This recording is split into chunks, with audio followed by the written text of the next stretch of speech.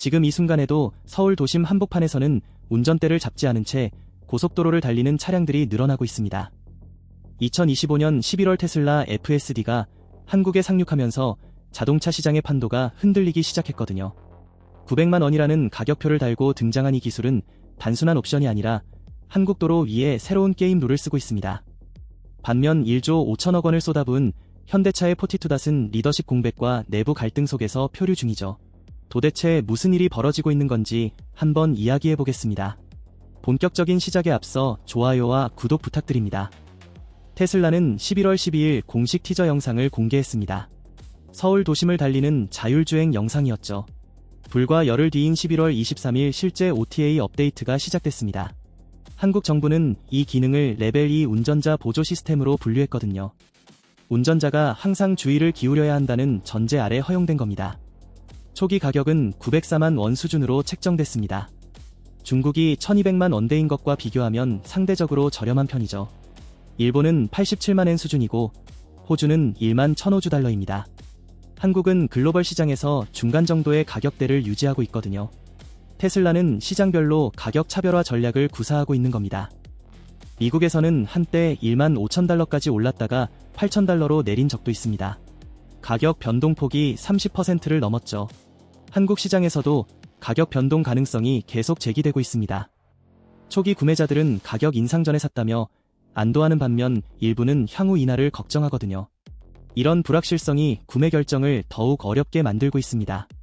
HW4 칩을 탑재한 최신 차량부터 지원이 시작됐습니다. 이 칩은 기존 HW3 대비 처리 능력이 대폭 향상됐죠. 한국에 등록된 테슬라는 약 4만 7천 대 수준입니다. 대부분 중국산 모델 3과 모델 Y거든요. 미국산 모델 S나 모델 X는 소수에 불과합니다. 이 중에서 FSD를 구매한 비율은 아직 정확히 공개되지 않았습니다. 업계에서는 초기 900대 정도가 활성화됐을 것으로 추정하죠. 프리미엄 모델 소유자와 얼리 어답터들이 주요 고객층입니다. 이들은 새로운 기술에 대한 호기심과 투자 여력을 동시에 갖춘 그룹이거든요. 테슬라로서는 이들을 통해 한국 시장의 반응을 가늠하는 중입니다. 국내 자동차 업계는 긴장하고 있습니다. 선도 기업이 시장 표준을 만들어버릴 수 있다는 우려 때문이죠. 한국자동차산업연구원은 자율주행 시장에서 먼저 진입한 기업이 게임의 룰을 정한다고 지적했습니다. 일단 소비자들이 특정 시스템에 익숙해지면 다른 제품으로 전환하기 어렵거든요. 이는 스마트폰 운영체제 시장에서 이미 입증된 현상입니다. 안전 전문가들은 레벨 2 시스템인데도 풀셀프 드라이빙이라는 명칭이 과신을 부른다고 지적합니다. 실제로는 운전자가 계속 개입해야 하는데 이름만 보면 완전 자율주행처럼 느껴지죠. 소비자 단체는 이런 마케팅 방식이 사고 위험을 키울 수 있다고 경고합니다. 복잡한 한국 도로 환경에서 돌발 상황 대응이 제한적이라는 지적도 나오고 있거든요. 자율주행 연구원들은 한국처럼 불규칙한 교통 흐름에서는 예측 불가능한 변수가 많다고 강조합니다. 보행자가 갑자기 뛰어드는 상황이나 오토바이가 차 사이를 비집고 들어오는 경우를 완벽하게 대응하기 어렵죠. 신호를 무시하고 지나가는 차량이나 역주행 차량까지 고려하면 변수는 무한대입니다. 서울 도심의 좁은 골목길은 또 다른 도전 과제거든요. 양쪽에 불법 주차된 차량 사이로 지나가는 상황은 숙련된 운전자도 긴장하게 만듭니다. 테슬라 FSD의 핵심은 데이터 수집 구조에 있습니다. 도로를 달리는 모든 차량이 실시간으로 정보를 본사로 전송하죠. 카메라가 포착한 영상과 센서가 감지한 데이터가 끊임없이 쌓입니다. 이렇게 모인 데이터는 도조 슈퍼컴퓨터로 전달되거든요. 이 슈퍼컴퓨터는 전 세계에서 수집된 주행 데이터를 분석합니다. 신경망이 학습을 거듭하면서 주행 성능이 계속 개선되는 겁니다. 처음에는 서툴렀던 차선 변경이 점점 자연스러워지죠. 교차로에서의 판단도 더 정확해집니다. 개선된 소프트웨어는 OTA로 전 세계에 동시 배포되거든요. 미국에서 학습한 내용이 한국 차량에도 즉시 적용되는 구조입니다. 사용자들은 잠들어 있는 사이 업데이트를 받습니다. 와이파이나 모바일 데이터로 자동 다운로드되죠. 다음날 아침이면 더 나아진 자율주행을 경험하게 됩니다. 업데이트 내용을 확인하면 수십 가지 개선 사항이 나열되어 있거든요. 이 선순환 구조가 테슬라의 가장 강력한 무기입니다. 한국 도로의 900여 대 차량도 이 생태계에 편입됐습니다. 이들이 수집하는 한국 도로 데이터는 테슬라 시스템을 더욱 정교하게 만들죠. 복잡한 교차로와 불규칙한 차선 변경 패턴까지 학습합니다. 강남역 사거리의 복잡한 교통 흐름도 데이터로 쌓이거든요. 시간이 지날수록 한국 도로에 최적화된 주행이 가능해지는 겁니다. 서울의 좁은 골목길과 경부고속도로의 급격한 차선 변경까지 모두 데이터로 쌓입니다.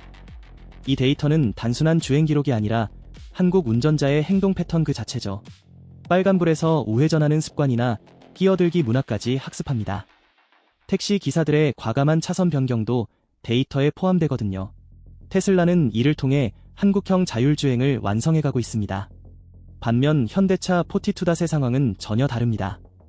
2022년 1조 원에 인수한 이 회사는 현대차의 자율주행 심장부로 기대를 모았죠.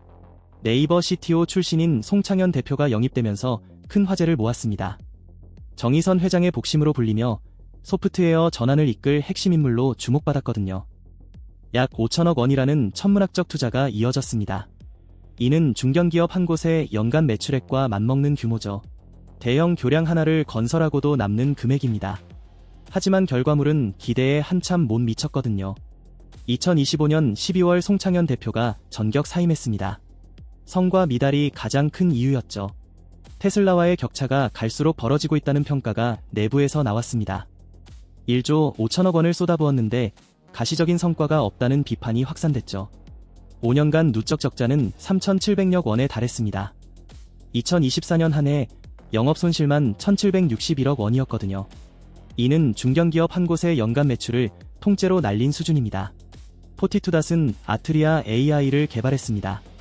카메라 8대와 레이더 기반의 엔드투엔드 시스템이죠. 2025년 3월 버전 2.0을 공개했고 10월에는 완성 버전을 선보였습니다. 4차원 제어 기술을 적용했다며 자신감을 보였거든요. 현대와 기아의 레벨 2 플러스 HDA2에 적용할 계획이었습니다. 하지만 실제 도로 데이터가 턱없이 부족했습니다. 서울 일부 구역에서만 수집한 데이터로는 한계가 명확했죠. 테슬라가 수억 킬로미터의 실주행 데이터를 보유한 것과 대조적입니다. 웨이모도 수천만 킬로미터의 데이터를 확보하고 있거든요. 포티투닷의 데이터는 이들에 비해 턱없이 적었습니다. 데모 중심 개발에 그치면서 양산화는 계속 미뤄졌습니다. 시장과 부딪히는 실전 경험이 쌓이지 않은 겁니다. CES 공개용 시험만 반복하다 보니 실제 소비자가 경험할 수 있는 제품은 나오지 않았죠. 기술 과대 포장 논란도 불거졌습니다. 엔드투엔드 영상을 공개한 후 테슬라 수준에 미달한다는 평가가 나왔거든요. 내부 갈등도 심각했습니다. 레거시 자동차 문화와 소프트웨어 스타트업 문화가 충돌했죠.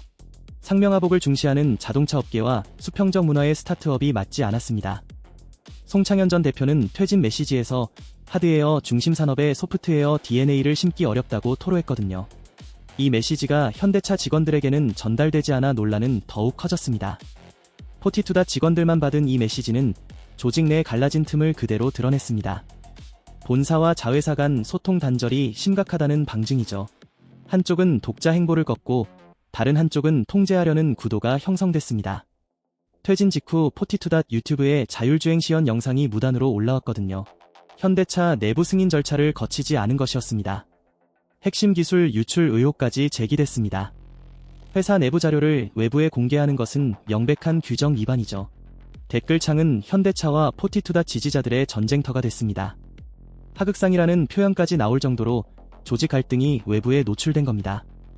이는 현대차 자율주행 전략의 근본적인 문제를 드러낸 사건이었거든요. 현재 포티투닷은 후임 대표가 정해지지 않은 상태입니다. 정의선 회장이 직접 현장을 점검하고 있죠. 크리스마스에도 특근하며 기술 개발에 매진하고 있지만 방향성이 불명확합니다. 2026년 상반기 내 조직 재편이 예상되거든요. 독자적 역할보다는 조율 기능 중심으로 축소될 가능성이 큽니다. 한때 현대차의 소프트웨어 미래를 책임지던 조직이 이제는 생존을 걱정해야 하는 처지가 된 겁니다. 송창현 전 대표는 구주 매각을 통해 1,500억 원을 회수했죠. 먹튀 논란이 불거진 이유입니다. 결과를 내지 못하고 거액을 챙겨 떠났다는 비판이 쏟아졌거든요. 물론 본인은 조직 문화 차이를 퇴진 이유로 들었지만 설득력이 부족했습니다. 테슬라가 보여준 속도는 충격적이었습니다. 발표 후 불과 11일 만에 실제 배포가 이뤄졌죠. 규제 승인도 빠르게 통과했습니다. 한미 안전기준 정합과 수입 규제 완화가 맞물린 결과거든요. 한미 FTA에 따른 5만 대 수입 상한 해제도 한몫했습니다. 한국 정부는 규제 샌드박스를 적극 활용했습니다. 신속 확인 제도로 30일 내 규제 여부를 판정했죠. 실증 특례를 부여하면서 복잡한 도심 환경에서도 테스트를 허용했습니다. 기술 혁신을 막지 않으면서도 안전 책임은 운전자에게 명확히 둔 겁니다. 이는 자율주행 기술 도입에 있어 정부가 적극적 태도를 보인 사례로 평가받고 있거든요. 국토교통부는 레벨 2 시스템으로 분류하면서 운전자 책임을 강조했습니다. 사고가 나면 운전자가 모든 책임을 진다는 원칙이죠. 테슬라도 이를 명확히 고지하고 있습니다.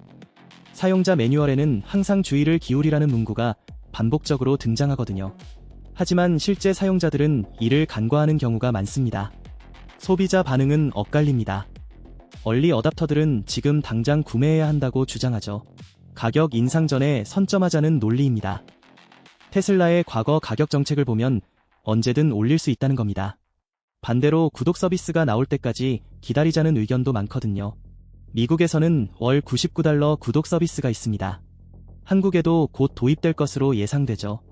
일시불로 900만 원을 내는 것보다 월 구독이 부담이 적다는 계산입니다. 하지만 장기적으로는 일시불이 더 저렴할 수 있거든요.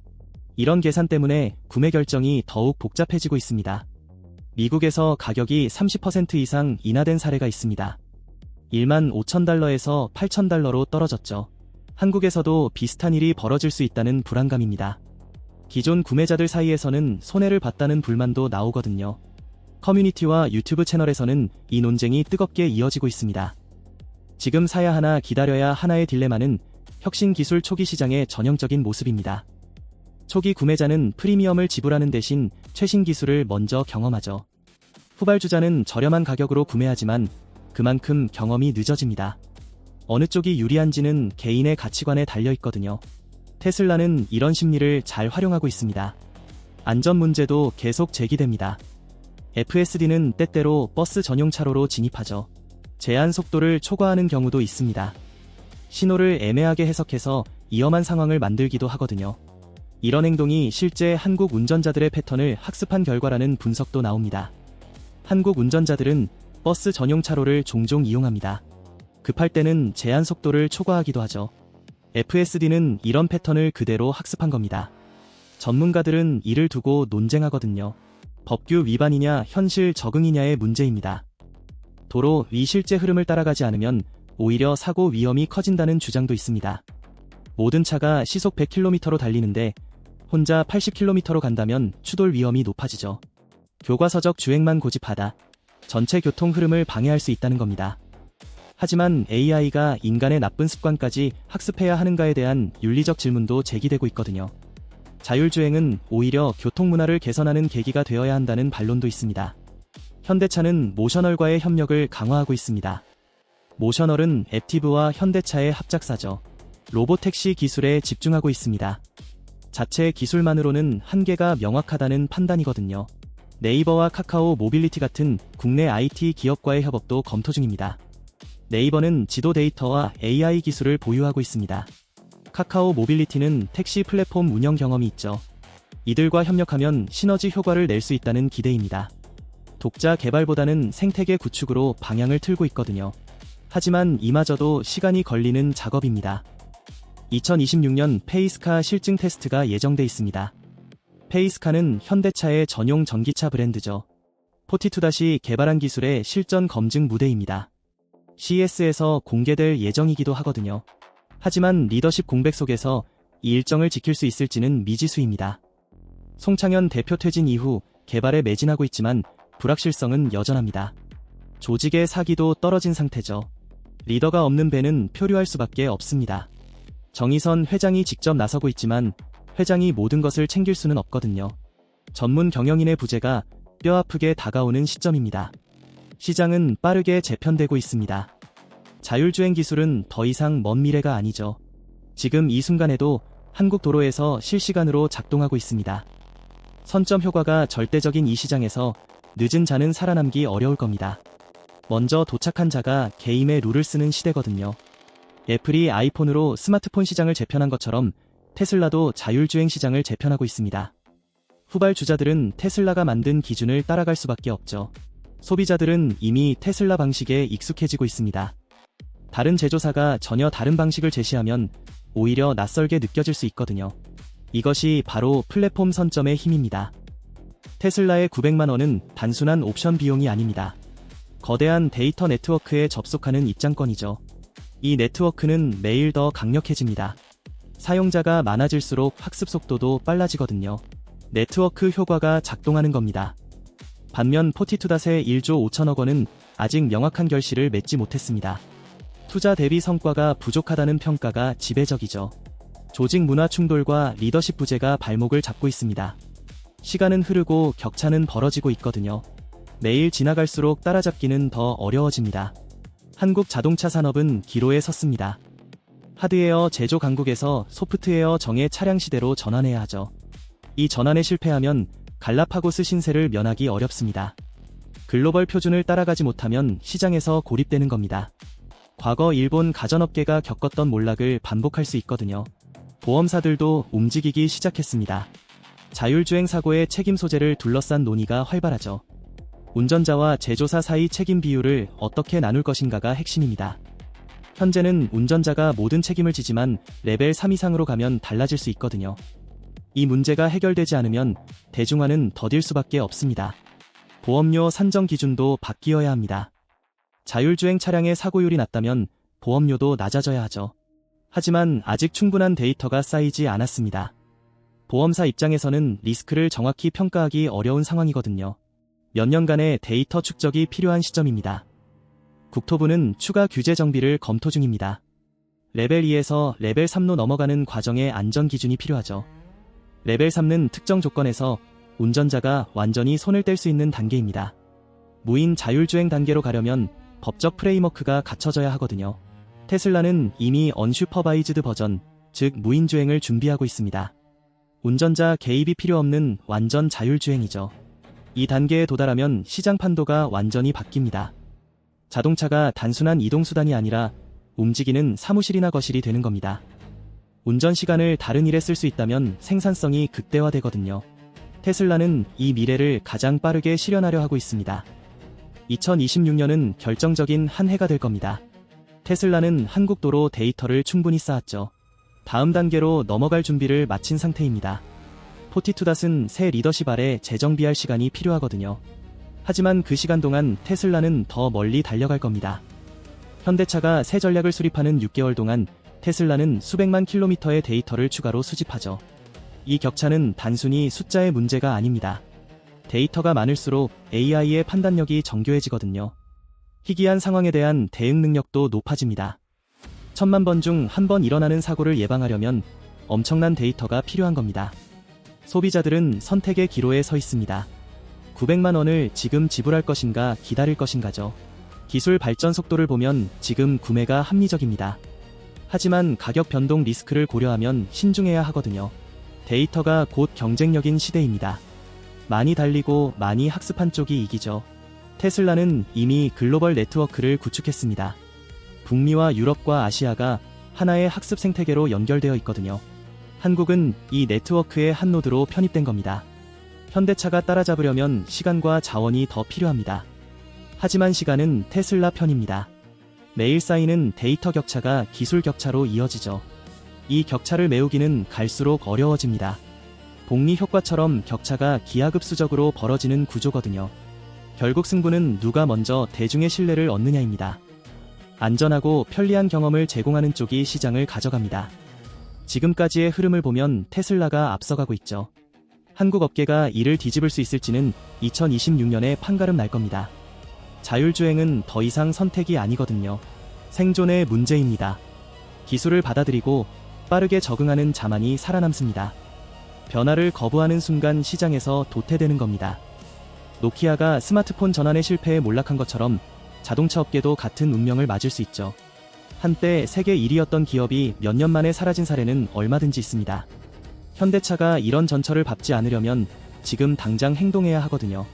900만 원의 의미는 계속 진화하고 있습니다. 처음엔 비싼 옵션처럼 보였죠. 하지만 지금은 미래로 가는 통행권입니다. 이 통행권을 손에 쥔 사람들이 다음 시대를 먼저 경험하고 있거든요. 한국 도로는 이미 실험실이 됐습니다. 매일 수백 대의 차량이 데이터를 수집합니다. 이 데이터는 태평양 건너 본사로 전송되죠. 그리고 개선된 알고리즘으로 다시 돌아옵니다. 우리는 이 변화의 한가운데 서 있거든요. 방관자로 남을 것인가 참여자가 될 것인가의 선택입니다. 역사는 결단력 있는 자의 편입니다. 주저하는 사이 기회는 스쳐 지나가 버리죠. 테슬라가 뿌린 씨앗은 이미 싹을 틔우고 있습니다. 현대차는 지금이라도 빠르게 움직여야 하거든요. 1조 5천억 원의 투자가 헛되지 않으려면 말입니다. 포티투닷의 미래는 불확실합니다. 하지만 가능성이 완전히 사라진 것은 아니죠. 적절한 리더십과 명확한 전략만 있다면 반등의 기회는 있습니다. 문제는 그 기회의 창이 빠르게 닫히고 있다는 겁니다. 테슬라는 멈추지 않고 전진하고 있거든요. 한국 자동차 산업의 자존심이 걸린 싸움입니다. 하드웨어에서는 세계 최고 수준이었죠. 하지만 소프트웨어 시대에서는 고전하고 있습니다. 이 패러다임 전환을 성공적으로 이뤄내지 못하면 주도권을 완전히 내줄 수밖에 없는 겁니다. 제조업 강국에서 소프트웨어 약소국으로 전락할 위기에 처한 셈이거든요. 결국 시장은 결과로 말합니다. 아무리 많은 돈을 투자해도 성과가 없으면 의미가 없죠. 테슬라의 900만 원과 포티투닷의 1조 5천억 원이 대조적인 이유입니다. 효율성과 실행력의 차이가 이렇게 극명하게 드러난 겁니다. 소비자는 이론이 아니라 경험으로 판단하거든요. 실제로 작동하는 기술만이 시장에서 인정받습니다. 아무리 훌륭한 계획과 비전이 있어도 실행하지 못하면 무용지물이죠. 테슬라는 불완전하더라도 일단 시장에 내놓고 개선해 나갑니다. 포티투닷은 완벽을 추구하다 출시 시기를 놓치고 있는 겁니다. 이런 접근 방식의 차이가 결과의 차이로 나타나고 있거든요. 2026년 한국 도로에서 펼쳐질 자율주행 전쟁의 승자는 과연 누가 될까요? 테슬라가 압도적 우위를 유지할 것인지 현대차가 역전의 기회를 잡을 것인지 지켜봐야 합니다. 하지만 현재 상황만 놓고 보면 테슬라의 승리가 유력하죠. 데이터와 기술력에서 앞서 있고 시장 선점 효과까지 누리고 있습니다. 현대차가 이를 뒤집으려면 획기적인 전략 전환이 필요하거든요. 시간이 흐를수록 격차는 벌어지고 있습니다. 지금 이 순간에도 테슬라는 데이터를 쌓고 있죠. 한국 소비자들은 이미 선택을 시작했습니다. 900만 원이라는 가격이 부담스럽지만 미래를 경험하고 싶은 욕구가 더 큰 겁니다. 자율주행의 시대는 이미 시작됐고 되돌릴 수 없는 흐름이 되었거든요.